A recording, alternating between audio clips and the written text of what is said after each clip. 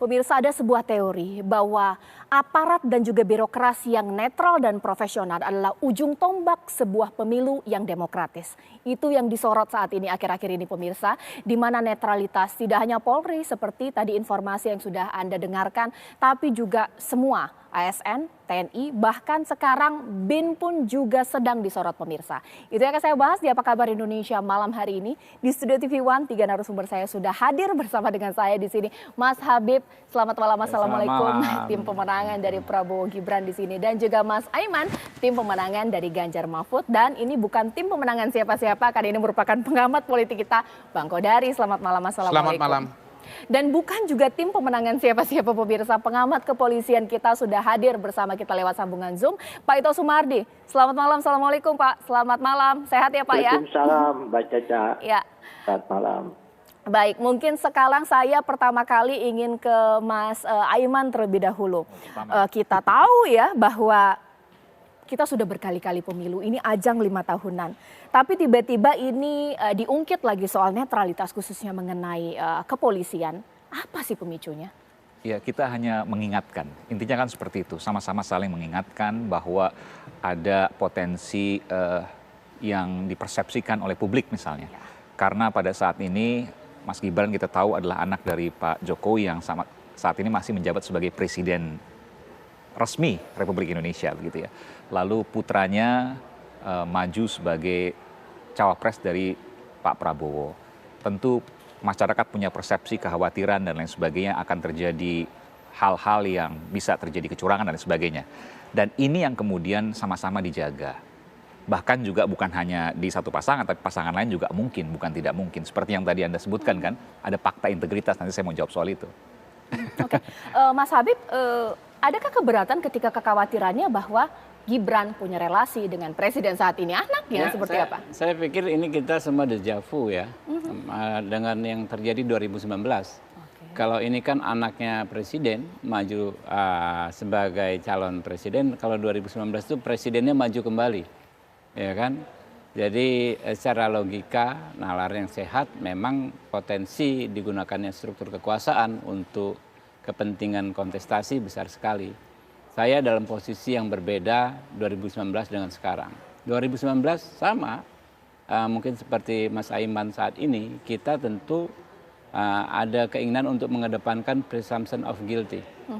Ada naluri seperti itu, tapi yang disediakan oleh sistem kita itu adalah kita harus menyerahkannya pada sistem yang ada, yaitu perangkat penyelesaian masalah terkait pemilu.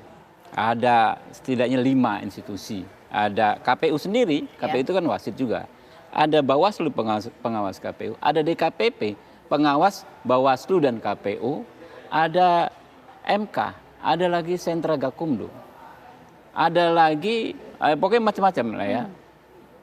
Dan itu kejaksaan kepolisian masih bisa bekerja sendiri-sendiri juga. Nah itu yang akhirnya menjadi pilihan bagi kami, menyampaikan laporan sebanyak-banyaknya. Saya baru diingatkan Mbak Titi semalam bahwa laporan kami itu ada 3.000 sekian laporan ya yang kami sampaikan selama proses 2019. Ya, hasilnya ya macam-macam, ada yang terbukti atau tidak, tapi secara keseluruhan berbagai laporan kecurangan itu tidak bisa membuktikan bahwa kami adalah pihak yang unggul dalam Pilpres. Pada akhirnya Pak Prabowo bersikap satria karena sudah tidak ada lagi jalan hukum yang mau ditempuh. Tawaran iming-iming untuk berbuat melakukan tindakan politik yang aktif di lapangan, ya kan, turun ke jalan dan lain sebagainya bukan tidak ada, tapi Pak Prabowo mengedepankan kepentingan bangsa dan negara. Oke lah, kita merasa curang dan lain sebagainya, ya. Tapi kalau proses hukum sudah berjalan, itulah yang kita hormati. Gitu. Maksudnya pemilu 2019 tidak netral begitu? Bukan. Oh, bukan. Nah, kan Anda kan simak baik-baik ya saya sampaikan. Kita merasa sama-sama curang gitu maksudnya. Kita merasa ya kan ya dalam posisi yang tidak beruntung karena ada kontes, ada calon presiden. Makanya disimak calon presiden yang ikut lagi. Tetapi setelah melalui proses hukum, ya kan, ada yang terbukti ya pelanggaran-pelanggaran yang kita sampaikan, ada yang tidak terbukti dan tidak mempengaruhi hasil. kita berbesar hati menerima. Menerima. Yang saya mau katakan, Ya. Saya paham. sebagai warga negara, laksanakan kewajiban kita, memenuhi semua prosedur perundang-undangan yang berlaku, ikuti langkah hukumnya gitu Oke. loh. Intinya nggak usah ribut-ribut, laporin saja kalau memang ada. Begitu mungkin Mas Saiman. Ini Iya. bagaimana? Iya, kami sedang mengumpulkan juga data-data di sejumlah daerah. Karena ini kan awalnya Iya. dimulai dari pencopotan baliho yang kami rasa tidak semestinya dilakukan. Kenapa? Kalau dianggap misalnya melanggar, nggak ada masalah. Tapi kemudian juga kenapa hanya Ganjar Mahfud balihonya yang kemudian dicopot. Misalnya diawali waktu itu di Bali, lalu kemudian di Pematang Siantar. Nah ini yang kemudian menjadi pertanyaan. Ada apa ini semua? Kan mulai dari situ awalnya. Lalu kemudian muncul data, termasuk juga yang saya sampaikan itu, bahwa ada kecurigaan, ya, meskipun secara fakta tentu harus dibuktikan di lapangan, tapi bahwa ada informasi, ada kecurigaan, Dibuktikan di untuk proses mengingatkan. hukum, bukan di lapangan. Saya pikir proses hukum itu harusnya proses terakhir ya, ultimum remedium. Iya. Saya tahu bahwa Bung Habib ini kan bukan. ahli hukum. Proses pertama justru itu pilihan pertama. Kok ultimum remedium gimana? Kalau nggak Kalau buktikan gimana kita bisa selesaikan? Sedikit proses hukum, Loh, memang harus selalu proses hukum dong. Tidak Kok sedikit-sedikit proses hukum? Ini bicara soal persoalan pemilu hukum harus damai, diselesaikan dengan bicara hukum. soal pemilu Kok sedikit-sedikit proses politik hukum? riang Ini gembira, mengabaikan tapi proses nggak hukum. konsisten. Bahaya nih, bahaya sekali. Nih. Soal itu Cara berpikir dan bertindak yang sangat bahaya. Oke. Komitmen kita, negara kita negara saya hukum, pikir gini. konstitusi. Baik. Betul, Kok tapi dibantah nggak? bukan Dibantah nggak? berarti bahwa itu kemudian yang pertama dilakukan. Kalau seandainya sedikit-sedikit kemudian hukum, sedikit-sedikit hukum, bagaimana kemudian demokrasi bisa berkembang di negara kita? Justru dengan penegakan hukum, demokrasi harus bisa berkembang. Dan itu bisa jadi merupakan politik intimidasi yang bisa Loh, dipersepsikan yang berbagai mengintimidasi orang. menuduh tanpa bukti. Mas Habib Siapa yang bilang sebenarnya tanpa bukti? mungkin ini menjadi Kalau tempat nggak berani ke proses hukum kan berarti menuduh Mas tanpa Habib, bukti dong. Bukan soal itu. Itu dua hal yang berbeda, Lah, Bung Habib. berbeda gimana? Satu, bukti itu hal yang berbeda. Yang kedua, prosesnya. Ya kan? Kalau seandainya ada sesuatu yang memang dirasa tidak pas, ada dialektika. Ini berarti Iya, iya. orang yang ada tidak dialog. sepakat dengan Kalau seandainya muncul kesepakatan kesepakatan konstitusional kita tidak ada bahwa kesepakatan, negara proses kita hukum negara silakan. hukum. Oke, mungkin sekarang sederhananya seperti ini. Anda menuduh harus ada bukti, Bos. Saya tidak bilang tidak ada bukti. Mas Habib, ketika saat Iya, ini harus dibuktikan disorot secara hukum. adalah mungkin kita Diserahkan. pilah-pilah. Kalau menempuh jalur Iya, iya. hukum, Prosesnya Anda itu yang kemudian. menolak kesepakatan bangsa ini, bro. Iya, ini Itu- masalah ini prosesnya. ngeri kalau kayak Iya, begini masalah caranya. prosesnya. Betul. Main tuduh, expose di media, Jangan-jangan nggak mau menempuh jalur hukum. Sekarang gini saya tanya, ketika kemudian saya diproses hukum, lalu kemudian ada orang yang kemudian Bukan di menganggap- proses hukum, pengaduan Anda. Iya. Hal-hal yang Anda Apapun sampaikan. itu kan proses Buktinya hukum. ada nggak? Saya bukan tadi, saya bilang bahwa bukti itu ada. Iya, sampaikan secara proses hukum, bikin laporan. Pertanyaan begini, ketika Kok misalnya sedikit-sedikit nggak bisa lihat Iya, proses iya, hukum baik, kan, baik, baik. aduh. Oke, ada Saya benar. kalau seandainya seperti ini, lalu orang kemudian di masa pemilu ini bicara sedikit yang dianggap kemudian salah langsung proses hukum, saya nggak bisa bayangkan bukan. apa yang terjadi dengan demokrasi Makanya Anda Indonesia. salah paham. Yang saya maksud, Anda Oleh karena itu, saya ketika menawarkan Anda ingin mengadu, ultimum remedium, Anda ingin proses mengumumkan ya, lakukan ke lembaga-lembaga penegak hukum yang sampai ada 5 loh di Oke, pemilu baik. ini. Sekarang Prosesnya kita- begitu. sekarang Masa Anda kita- umumkan dulu baru nanti jangan sedikit-sedikit masalah hukum. Come on. Iya, come on. Mas Aduh. Habib, sekarang kayaknya sepertinya Pak Ito harus berbicara dan juga menengahi. Karena Pak Ito juga menjadi saksi hidup, bahkan juga berada dalam sistem pemerintahan, institusi kepolisian, bahwa masalah netralitas Polri khususnya dari dulu pasti memang sudah disorot. Apakah memang wajar? Dan sekarang itu konteksnya seperti apa sih menurut Pak Ito?